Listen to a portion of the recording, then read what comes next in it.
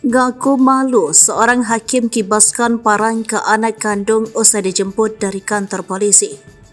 Seorang hakim di Kendari, Sulawesi Tenggara dilaporkan mantan istrinya ke kantor polisi pada Senin 28 Agustus 2023. Hakim yang berinisial AJK ini dilaporkan lantaran telah melakukan penganiayaan terhadap anak kandungnya sendiri yang nyaris tewas. Ibu kandung Elvia Aryani bersama kuasa hukumnya dari kantor hukum Yasin Hasan Bayangkara and partner untuk melaporkan peristiwa penganiayaan anaknya itu ke Polresta Kendari. Laporan tersebut tercatat dalam surat tanda penerimaan laporan nomor LP-B-8023-2023-SPKT Polsek Mendonga Polres Kendari Polda Sulawesi Tenggara tertanggal 3 Agustus 2023. Yasin Hasan selaku kuasa hukum Elvia Aryani mengungkapkan pelaku penganiayaan merupakan ayah kandung korban.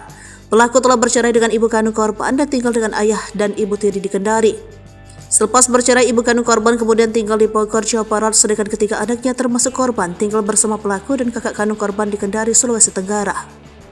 Berdasarkan penuturan pelaku sekaligus ayah kandung korban, ketika bermediasi, kedua anak kembar itu bandel. Lantaran ayah korban seorang hakim dan merupakan orang terpandang, korban kemudian dijemput pulang. Mungkin karena kesal dan ribut-ribut, maka terjadilah penganiayaan. Atas peristiwa tersebut, korban mengalami luka pada bagian tangan dan kepala. Korban pun segera dilarikan ke rumah sakit oleh ibu tiri korban. Dari keselamatan dan kesehatan kejiwaan, korban kemudian dibawa ibu kandungnya ke Jakarta.